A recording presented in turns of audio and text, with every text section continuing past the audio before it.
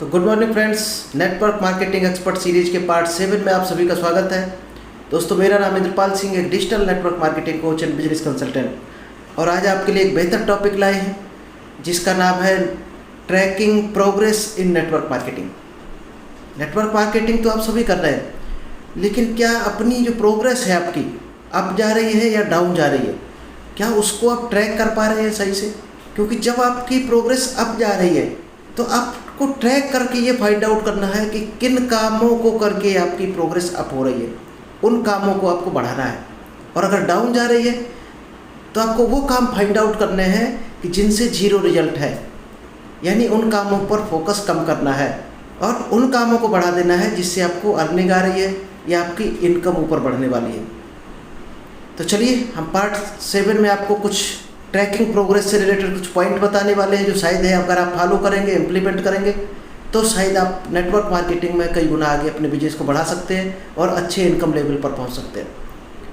तो इस सेशन को हम स्टार्ट करें इससे पहले अगर अभी तक आपने यूट्यूब चैनल को सब्सक्राइब नहीं किया है तो जल्दी से इस चैनल को सब्सक्राइब कीजिए, क्योंकि यहाँ पर आपको डेली एक से बेहतर एक डायरेक्ट सेलिंग का कुछ ना कुछ नॉलेज मिलता है। कभी हम आपके लिए सेल्स का टेक्निक लेकर आते हैं, कभी डायरेक्ट सेलिंग और कभी पब्लिक स्पीकिंग, इस तरह का कोई ना कोई सेशन आपके लिए यहाँ पर डेली अवेलेबल होता है।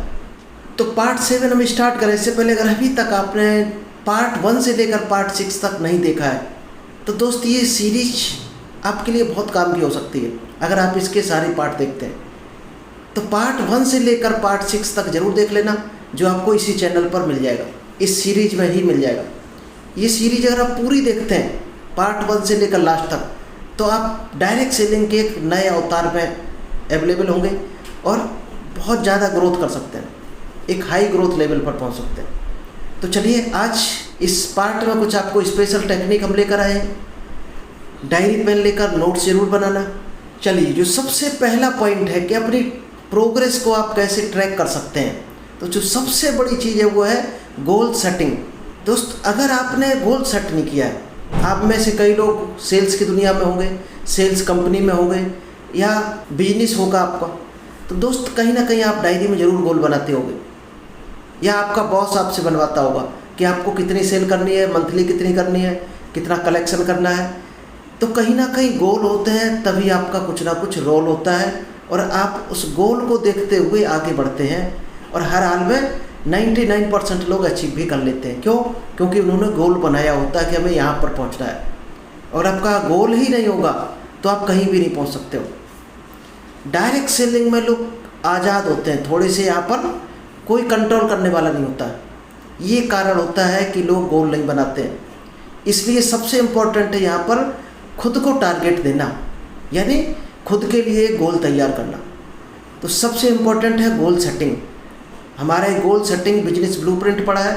अगर बहुत डीपली आपको समझना है गोल सेटिंग तो वो 40 मिनट का सेशन आपने देख लिया तो आप ये जान जाएंगे कि गोल किस तरह से बनाया जाता है। क्योंकि गोल आपका होना चाहिए एक लाइफ का गोल, जिसको लॉन्ग टर्म गोल बोलते हैं, मिड टर्म, फिर शॉर्ट टर्म। इसके बाद उसको स्प्लिट करना है, प्रोसेस गोल बनाना है, फिर उसको लेकर आना है एनुअल, मंथली, वीकली और डेली। जब तक आप आवरली नहीं आ जाते हैं, अगर अभी आप ये वीडियो देख रहे हो, अगले घंटे में आप क्या काम करने वाले हो, इसका आपके पास अगर चार्ट नहीं है, डिटेल नहीं है क्या करने वाले हो, तो शायद आप कहीं नहीं पहुँचोगे। अगला घंटा आपका बेकार हो जाएगा और आप ये मान सकते हो कि अगला घंटा आपकी ज़िंदगी में आया ही नहीं है, यानी व्यर्थ गवा दिया आपने। तो गोल इतना आप डीपली जब जाएंगे तब आपकी प्रॉपर गोल सेटिंग होती है। तो नेटवर्क मार्केटिंग में सबसे इम्पोर्टेंट रोल है गोल सेटिंग का। गोल सेटिंग है तभी आप अपनी प्रोग्रेस को ट्रैक कर सकते हो कि आप गोल कितना अचीव हो गया, डेली कितना अचीव कर रहे हो, आप मंथली कितना अचीव कर रहे हो, उस पर आप रिव्यू कर सकते हो, उसमें करेक्शन कर सकते हो, अमेंडमेंट कर सकते हो और सुधार कर सकते हो अपने आप में या अपने गोल में। सेकंड पॉइंट है की मैट्रिक्स फॉर ट्रैकिंग प्रोग्रेस। आपको एक मैट्रिक्स तैयार करना है, यानी एक चार्ट तैयार करना है कि आप डायरेक्ट सेलिंग से रिलेटेड क्या क्या काम कर रहे हो, तो उसमें आप किस तरह से ट्रैक करते हो उसको। यानी कुछ काम ऐसे होंगे जो आपको कम रिजल्ट दे रहे होंगे, कुछ ऐसे होंगे जो बहुत अच्छा रिजल्ट दे रहे होंगे, कुछ टीम ऐसी होगी जो आपको जीरो इनकम दे रही होगी, कुछ टीम बहुत इनकम दे रही होगी। तो आपको ये फाइंड आउट करना है कि कौन सी टीम ऐसी है जो लॉन्ग टर्म में जा सकती है। आज भले ही कम दे रही हो, आगे चलकर बड़ी इनकम दे सकती है, बड़ा बिजनेस खड़ा कर सकती है। आज जो काम हो सकते हैं आपको छोटे लग रहे हो, आगे चलकर हो सकता है इनकम दे, तो आज उन पर टाइम आपको कम देना है। और जो चीज़ आपको इनकम दे रही है, जो टीम इनकम दे रही है, जो काम इनकम दे रहे हैं, उन कामों को बढ़ाना है, उस टीम पर ज़्यादा फोकस करना है। इस तरह से आपको की मैट्रिक्स बनाना है और वह उस पर आपने काम कर लिया, जिसको हम परेटो प्रिंसिपल से भी कनेक्ट कर सकते हैं। परेटो प्रिंसिपल से आप देख सकते हो, हमारे यूट्यूब चैनल पर पढ़ा है, तो वहाँ से भी आप बहुत कुछ सीखकर की मैट्रिक्स बनाकर अपने गोल को, अपने कामों को बढ़ाकर चलिए। थर्ड पॉइंट है सेल्स परफॉर्मेंस। आपकी टीम बन गई और आपकी टीम काम भी करना शुरू कर दिया, लेकिन आपको अभी तक ये आइडिया नहीं कौन सी टीम कितना सेल कर रही है, उनकी परफॉर्मेंस क्या है। कोई टीम हैंडलिंग में मजबूत होगा तो कोई सेल्स में मजबूत होगा। आपको ओवरऑल क्या देखना है, बिजनेस कहाँ से आएगा, सेल से। सेल होगी तो सभी को इनकम आएगी, सेल नहीं आएगी तो इनकम नहीं आएगी। तो आपका सभी का सेल्स टारगेट बनाना है हर महीने का। इसके बाद उसकी परफॉर्मेंस चेक करनी है कि कितना रेवेन्यू आ रहा, कितने प्रोडक्ट लिक्विडेट हो रहे। हो सकता किसी एरिया में आपका, किसी टीम में कोई पर्टिकुलर प्रोडक्ट लिक्विडेट हो सकता था, लेकिन टीम उस पर फोकस नहीं कर रही, तो आपकी सेल आधी रह गई। तो उस प्रोडक्ट को वहाँ पर फोकस करना है। इसके बाद सेल्स वॉल्यूम आपको चेक करना है, क्योंकि वॉल्यूम दोस्त बहुत मायने रखता है डायरेक्ट सेलिंग इंडस्ट्री में, क्योंकि सेल्स वॉल्यूम पर ही इनकम मिलती है। सेल्स वॉल्यूम हम बोल सकते हैं सेल की जो कीमत है, जो प्रोडक्ट की जो प्राइस मिलती है, उसमें कुछ प्रॉफिट पार्ट होता है, उसको सेल्स वॉल्यूम बोला जाता है। शायद ज़्यादातर कंपनियों में यही होता है। तो सेल्स वॉल्यूम कितना आ रहा किस एरिया से, मान लीजिएगा आपकी प्रॉपर मैचिंग नहीं हुई किसी टीम की, तो दोस्तों उसकी इनकम शायद है जीरो हो सकती है थोड़ी सी मैचिंग की वजह से। तो वहाँ पर आपको फोकस करना है। तो सेल्स वॉल्यूम को आपको प्रॉपर नज़र रखनी है, किसका सेल्स वॉल्यूम कितना जा रहा, कहाँ कितना आपको करवाना है, किसको कितनी इनकम दिलवानी है। जब इनकम का आपके पास टारगेट होगा, सेल्स का टारगेट होगा, तो दोस्त हर हाल में वो अचीव भी होगा, अगर आप उस पर नज़र रखेंगे। इसके बाद आता है कन्वर्जन रेट, क्योंकि यहाँ पर सेल्स रिपीट कितनी हो रही, यानी कन्वर्ट कितनी हो रही, रिपीट ऑर्डर कितने आ रहे, उस पर आपको एक चार्ट बनाकर मार्क करके चलना है। इंडिविजुअल परफॉर्मेंस आपको बनानी है। हर आदमी की एक पेज में आपको परफॉर्मेंस बनाकर ट्रैक करना है कि वो 17 तारीख को कहाँ पहुँच गया, 21 को कहाँ पहुँच गया, 25 को कहाँ पहुँच गया। डाउनफॉल है तो वहाँ जाकर आपको फोकस करना है, उस पर नज़र रखनी है, आगे बढ़ाना है उसको। नेक्स्ट आता है रिक्रूटमेंट मेथड, क्योंकि आपकी सेल आ गई। अब अगर आप रिक्रूटमेंट पर फोकस नहीं रखते हो तो दोस्त सेल हो सकता है उतनी ही बनी रहे आपकी, या कोई छोड़ दिया तो डाउन भी आ जाएगी। तो आपको क्या करना है, कंटिन्यू रिक्रूटमेंट करना है। अब रिक्रूटमेंट का एक पूरा आपको चार्ट बनाकर रखना है कि महीने में कितना करना है, आपके पास कितनी टीम है, सबको रिक्रूटमेंट के टारगेट देने हैं, और खुद का भी एक टारगेट लेना है कि हमें महीने में 30 रिक्रूटमेंट करने हैं, 50, 100। उसमें आप कितने करोगे, टीम में कितने बांटने। क्योंकि जब बेहतर तरीके से आप अपने डिजाइन करते हो, पूरा रोड मैप बनाते हो, आपको किस तरह से रिक्रूटमेंट बनाकर किस तरह से उनको सेल्स की तरफ ले जाना है, तो आपका एक बेहतर परफॉर्मेंस आता हो। क्योंकि रिक्रूटमेंट का रेट और रिटेंशन आपको पकड़ में आना चाहिए। आपने रिक्रूटमेंट कर दिया तो अगले महीने उसके अंडर में भी रिक्रूटमेंट आने चाहिए। अगर नहीं आ रहे तो दोस्त आपने कहीं ना कहीं उसको बेसिक ट्रेनिंग नहीं दी है, उसका FIM नहीं किया है, यानी फर्स्ट इन्फॉर्मेशन मीटिंग। अगर ये आप करोगे तो आपका बेहतर रिक्रूटमेंट आएगा। नेक्स्ट आता है एक्टिविटी मैट्रिक्स। आपको एक ऐसा चार्ट बनाना है जिसमें हर आदमी की डेली क्या क्या एक्टिविटी रहेगी, उस पर आपको टिक करते चलना है।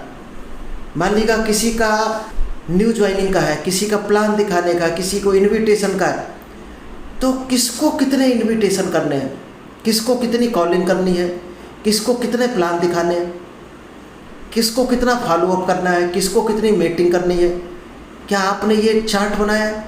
हर आदमी का दोस्त अगर महीने का आप ये डिटेल बना लेते हो, फिर आप देख सकते हो अपनी एक्टिविटी मैट्रिक्स पर नज़र रखें, आप कई गुना एक्टिविटी बढ़ा सकते हो। इसीलिए कहते हैं डायरेक्ट सेलिंग में कोई लिमिट नहीं है। जितनी ही अच्छी तरीके से आप मैनेज करते हो टीम को, एक्टिविटी को, और अपनी सेल्स को और अपने बिजनेस को, उतने ही गुना आपका बिजनेस अगले महीने बढ़ने वाला है। इसीलिए डायरेक्ट सेलिंग में इनकम की कोई लिमिट नहीं। आज इस महीने आप 10,000 पे हो तो अगले महीने 10 लाख पर भी जा सकते हो।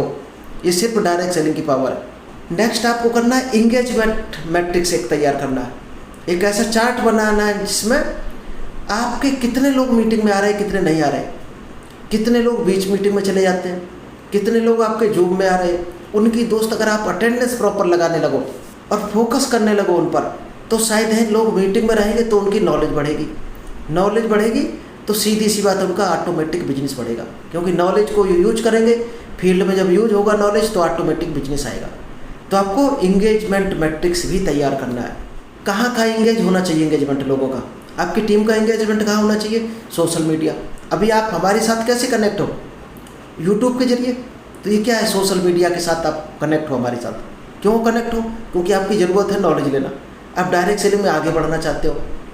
इसी तरह से लोगों की ज़रूरत तक आपको पहुंचना, किसको प्रोडक्ट की ज़रूरत है, किसी को खांसी का सिरप चाहिए, किसी को घुटने का, लोगों की ज़रूरत पर अगर आप पहुंच गए तो आपका बिजनेस ऑटोमेटिक ग्रो हो जाएगा। और दोस्त, दुनिया में पैसा हर आदमी की ज़रूरत है, हर आदमी पैसा कमाना चाहता है। शायद आप भी पैसा कमाना चाहते होगे, इसीलिए डायरेक्ट सेलिंग में आए हो। अब डायरेक्ट सेलिंग में बढ़ना चाहते हो, इसलिए इस वीडियो तक आ गए आप, क्योंकि यहाँ पर आपको नॉलेज मिल रहा है उससे रिलेटेड या उसमें आगे बढ़ने का। तो लोगों की ज़रूरत आपको पहचाननी है और उसको वो चीज़ देनी है। लोग ज़रूरत को पकड़कर ऑटोमेटिक आपके पास आ जाएंगे। तो सोशल मीडिया पर इंगेज रहना है, कनेक्ट रहना है लोगों के साथ। ईमेल के साथ आप कनेक्ट रह सकते हो, व्हाट्सएप पर कनेक्ट रह सकते हो, वैसे दुनिया भर के दोस्त प्लेटफॉर्म है। आप अगर कनेक्ट रहते हो यानी इंगेजमेंट एक्टिविटी आपकी मजबूत है तो आपकी टीम ऑटोमेटिक मजबूत हो जाएगी। नेक्स्ट आता है कंज्यूमर सेटिस्फेक्शन।